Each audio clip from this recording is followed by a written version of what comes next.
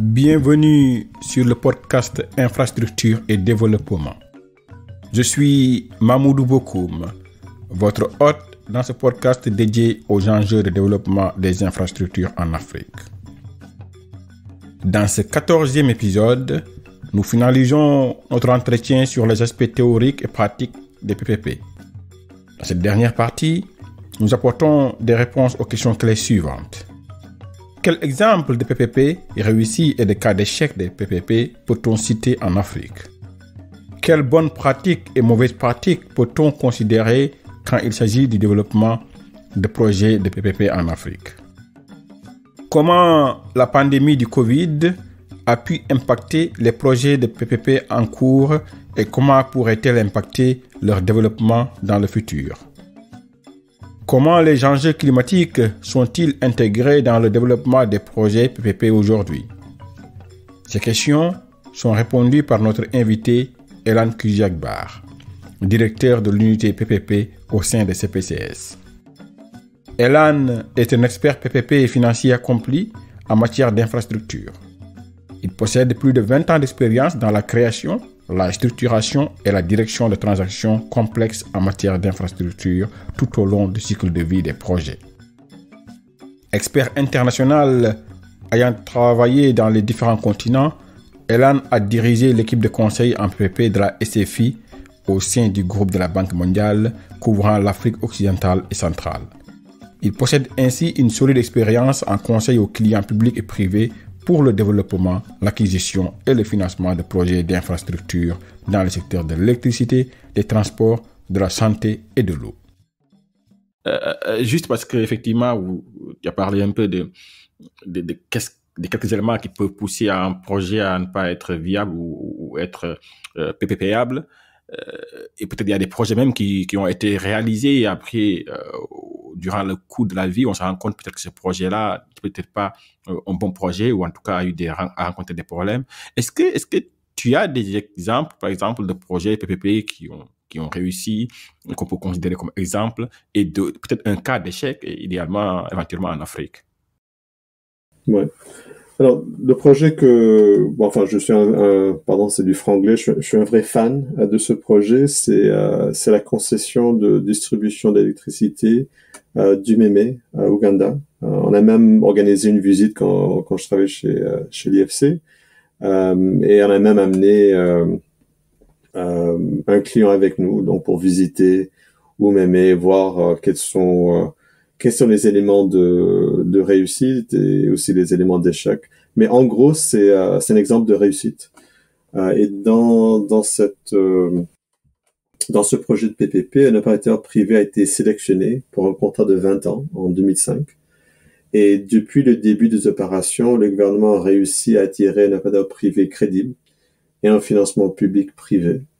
Les partenaires de développement ont soutenu d'importantes réformes sectorielles. Alors ça aussi, c'était assez important, s'assurer qu'il y avait un régulateur en place qui était indépendant, qui avait quand même une capacité de mettre en œuvre la réglementation qui a été mise en place par les lois afférentes. UMEME a quand même réussi à connecter près de 100 000 nouveaux clients à l'électricité et a réduit de manière significative les pertes de distribution. Et pour moi, c'est vraiment l'élément qui est vraiment le bijou dans ce projet, c'est que la concession a encouragé un actionnariat national significatif dans la société, donc le SPV qui a été créé, elle est même cotée en bourse. Et je pense que quand je vois les débats pour et contre le PPP, souvent le débat contre et c'est le privé, souvent de l'étranger qui vient, qui prend les bijoux du pays, les actifs du pays qui sont stratégiques, et ils ont quand même un gain financier fabuleux, et donc ça va à l'encontre de l'intérêt national. Mais pour moi, MME, et on a vu cet exemple parce que donc le privé, c'était CDC de Royaume-Uni, et aussi un opérateur qui avait quand même un part important dans l'actionnariat du SPV, mais sur le temps, ils ont réduit leur part dans le SPV, et maintenant, voilà, l'actionnariat le plus important sont les actionnaires nationaux, y compris des individus qui sont capables donc d'acheter des actions auprès de la bourse en Ouganda. Alors, ce soutien, à mon avis, le succès a été fondé sur un soutien solide des partenaires de développement jusqu'au dans le début du processus pour les réformes sectorielles. Les groupes d'investisseurs, donc comme je disais, qui comprenaient CDC du Royaume-Uni, s'étaient engagés dans le projet et les compétences techniques étaient quand même crédibles. Alors, ils ont bien choisi leurs partenaires. Souvent, dans des projets, on n'a pas vraiment les critères en place pour choisir le partenaire privé qui a vraiment les compétences requises. Et face à l'opposition, il y avait d'éminents champions du projet, y compris l'unité de PPP, pour assurer sa réussite. Maintenant, en termes d'échecs, moi je dirais que le chemin de fer Dakar-Bamako, qui a été concédé à Transrail en 2003 pour une période de 25 ans, est malheureusement un cas d'échec. Et donc, il faut aussi considérer que cet échec s'est traduit par de mettre fin à la concession en 2015 par le Sénégal et le Mali. Alors, quelles sont les principales raisons de l'échec? Bon, il y a quand même une longue histoire derrière ce projet. Bon, moi, j'essaie de citer quelques exemples. C'est assez complexe, mais bon, j'essaie donc de simplifier les raisons pour cet échec. Le concessionnaire est responsable à la fois de la gestion de l'infrastructure, donc l'entretien, le développement et l'exploitation des trains. Mais les recettes ont été insuffisantes pour couvrir ces coûts. Alors, il y avait quand même un besoin d'investissement avec l'appui des bailleurs de fonds, mais aussi c'était un processus qui était assez long. Donc, en conséquence, les infrastructures ont souffert en termes de manquement d'investissement. Alors, cette situation a quand même a été aggravée par déjà le mauvais état des voies et du matériel roulant. Parce qu'il y avait des décennies de sous-investissement au Sénégal et au Mali. Et aussi, il faut constater que le gouvernement investit massivement dans les 2 corridors routiers entre Dakar et Bamako. Alors donc, ça a exacerbé la pression concurrentielle entre le système ferroviaire Dakar-Bamako et la route. Et il faut dire également que dans les systèmes de taxes, alors il y avait quand même un taxe qui est perçu quand vous achetez le pétrole, et même les trains doivent acheter ce diesel, pardon. Là-dedans, il y a quand même un taxe qui, en fait, paye le fonds routier. Alors, même le chemin de fer payait pour le développement du secteur routier. Alors, c'était quand même un peu aberrant dans la structure des incitations entre l'utilisation de la voie ferrée et les routes. Les 2 gouvernements aussi, il faut constater qu'ils n'ont pas respecté toutes les obligations dans le contrat. Donc, une obligation, c'était déflation de personnel et donc couvrir le plan social. Et là, il y avait quand même eu des problèmes pour la mise en œuvre du plan social. Et le paiement des obligations de service public pour le transport des passagers, qui était très important pour le Mali. Mais bon, effectivement, le fret, on sait très bien, est quand même rentable, mais non pas le transport de passagers. Et enfin, et c'est peut-être le point le plus important, les 2 gouvernements, en particulier le Mali, étaient parfois ambivalents, moi je dirais voire hostiles, à l'égard du projet de PPP.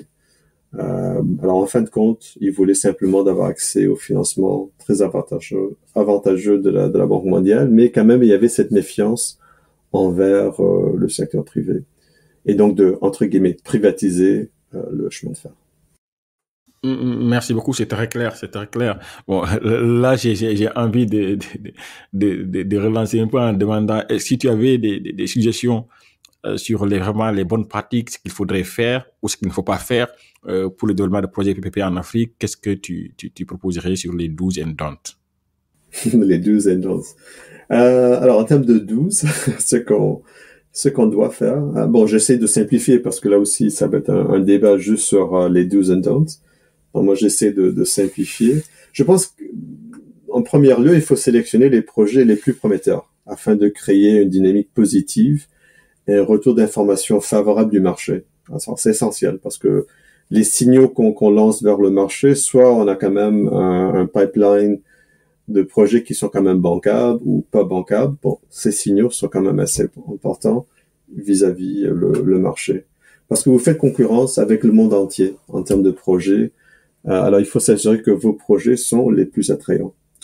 Deuxièmement, il faut vous assurer de disposer d'une équipe dédiée, expérimentée, capable de développer, de réaliser des projets de PPP qui sont bien structurés.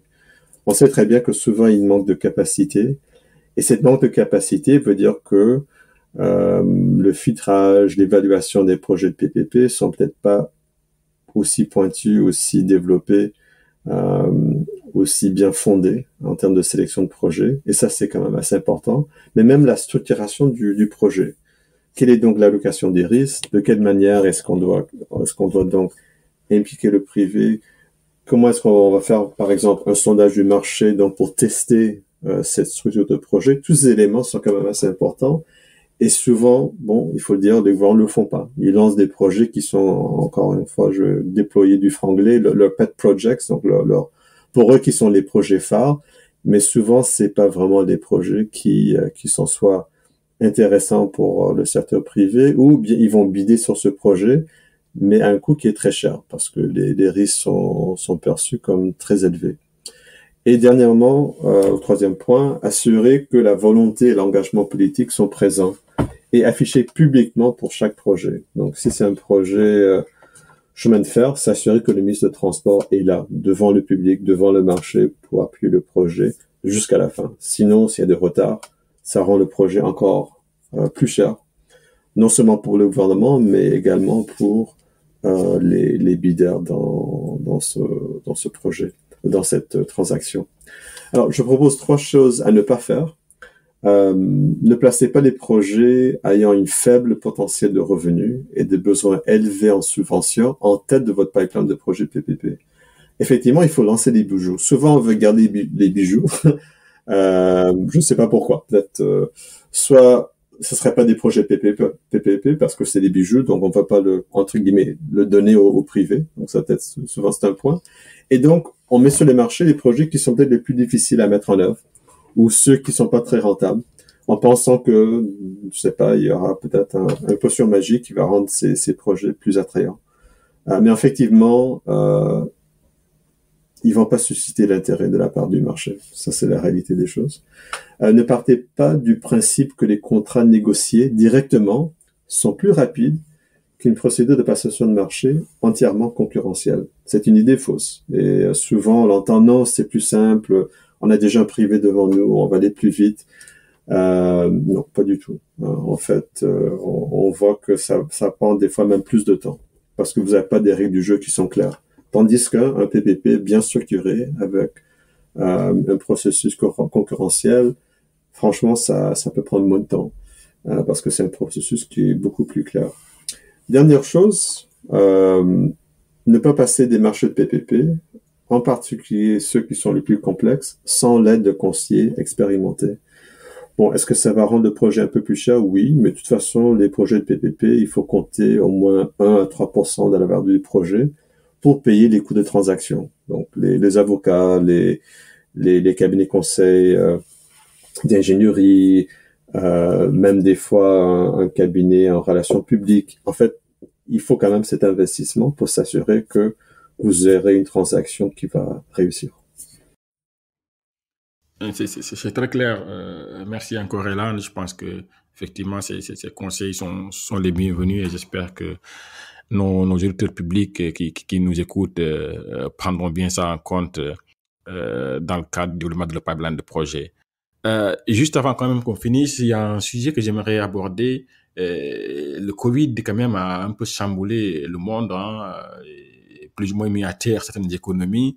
Et forcément, en arrêtant des fois les économies, ça a de l'impact sur des projets PPP qui étaient en cours et même voir des projets PPP qu'on devrait développer. Et tu peux juste aborder un peu comment effectivement cette pandémie-là a pu impacter les contrats PPP et éventuellement peut avoir aussi de l'impact sur leur développement. C'est une très bonne question. Bon, on a tous vécu la pandémie, hein, que ce soit s'il y avait une famille ou pas, ou surtout au niveau du travail. Donc c'était vraiment c'était incroyable, en termes d'impact. Et bien sûr que moi je dirais que tous les projets PPP ont été impactés d'une certaine manière.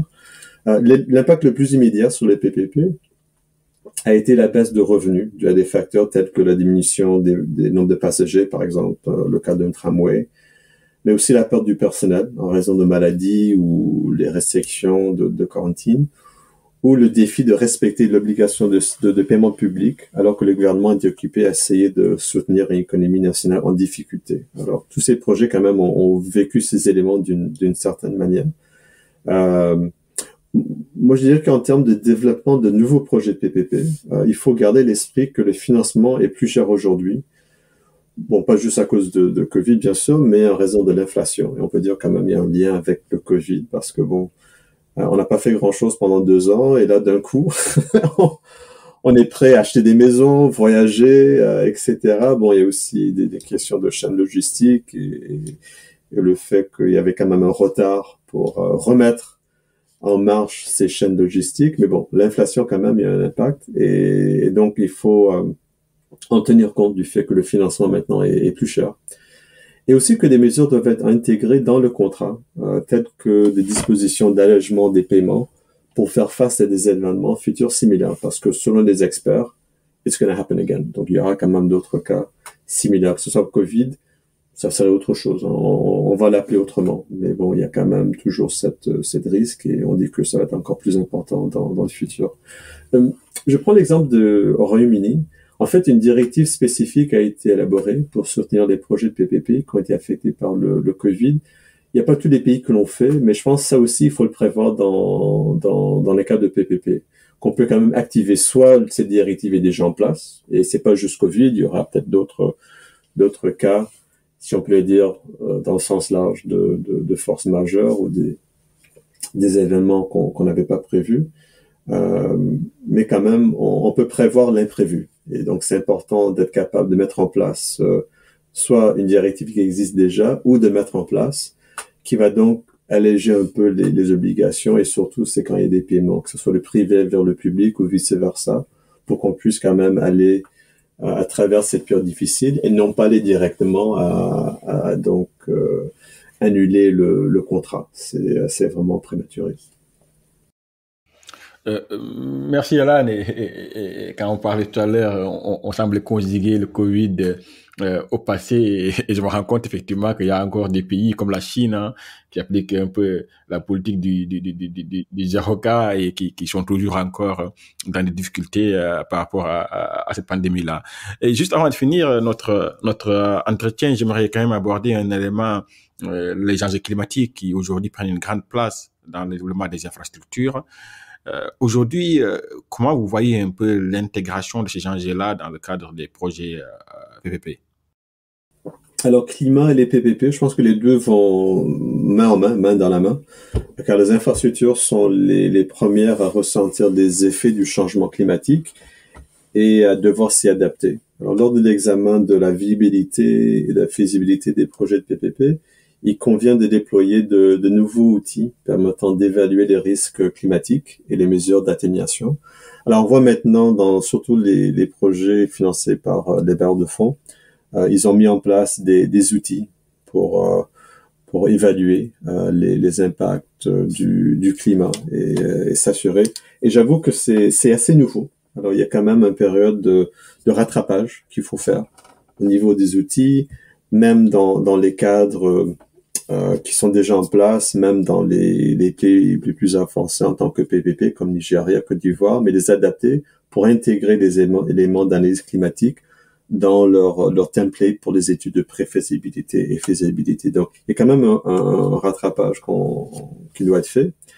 Également, les contrats de PPP devront tenir compte des impacts et des risques climatiques et prévoir une répartition judicieuse des risques.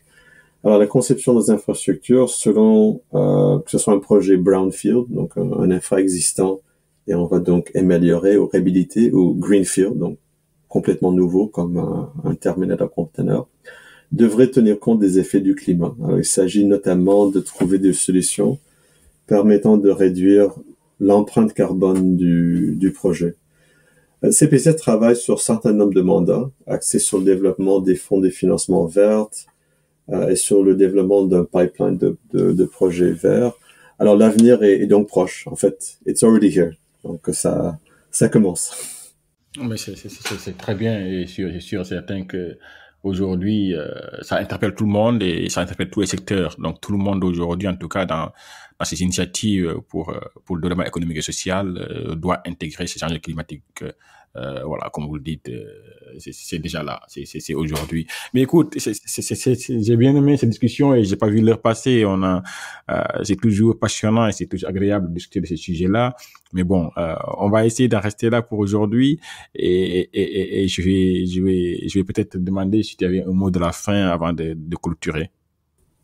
Il y a trop de choses à dire, Mamadou. En fait, we can keep going. On peut en parler pendant longtemps. Alors là, je peux dire que c'est quoi le mot de fin pour les PPP? En fait, il n'y a pas de mot de fin, en fait. C'est impossible. Mais moi, je dirais s'il y avait un mot de fin, et avec ceux qui participent à ce podcast, qu'est-ce qu'ils peuvent retenir? Moi, je dirais que lorsque vous développez un pipeline de projets de PPP et que vous avez décidé de la structure des projets et de ceux à lancer en premier, moi, je dirais, mettez-vous à la place d'un soumissionnaire potentiel, un privé. Quand vous les mettez à leur place, qu'est-ce qu'ils veulent faire? Ils veulent faire une offre sur des projets qui sont bien développés, qui offrent une répartition équilibrée des risques, qui bénéficient d'un soutien politique total et qui sont basés sur des procédures de passation de marché qui sont transparentes et équitables. C'est tout. Alors pour moi, ça, c'est vraiment des principes de base. Si on n'est pas capable de remplir tous ces éléments qui selon moi, sont des éléments de base, moi, je dirais, don't go there. Pour moi, c'est essentiel. Ces soumissionnaires comparent tous les projets sur le marché mondial et ils vont choisir celui qui répond le mieux à leur stratégie et à mon avis, qui vont répondre à tous les critères que j'ai décrits ci-dessus. Alors moi, je dirais, dernière chose, lorsque vous êtes en concurrence avec le monde entier, assurez-vous de mettre en avant votre meilleur atout pour vos projets de PPP. Merci. Ouais, c'est très clair et je pense que c'est très bien dit. Merci encore, Elan. Ce fut un plaisir et j'espère qu'on aura encore l'occasion de pousser cette discussion autour des PPP en Afrique. Merci, Maoudou. C'était vraiment un plaisir. Ceci est notre dernier épisode pour l'année 2022. Un grand merci à nos invités, à nos auditrices et à nos auditeurs. J'ai eu énormément de plaisir à partager ces moments avec vous. Nous revenons l'année prochaine avec plus de contenu et quelques surprises. D'ici là, je vous souhaite de joyeuses fêtes de Noël et une bonne et heureuse année 2023. Prenez bien soin de vous et de vos proches. À l'année prochaine. Le développement de l'Afrique passera inévitablement par le développement d'infrastructures qui favorisent une croissance économique durable et inclusive, une économie du bien-être. Ceci fait du développement des infrastructures une affaire pour tous, une affaire de tous. Merci beaucoup d'avoir écouté cet épisode du podcast Infrastructure et Développement. Ceci est un cadre d'échange pour vous. Partagez-le autour de vous et n'hésitez pas à nous laisser des commentaires pour nous faire part de votre appréciation et de vos suggestions d'amélioration. À très bientôt pour un autre épisode.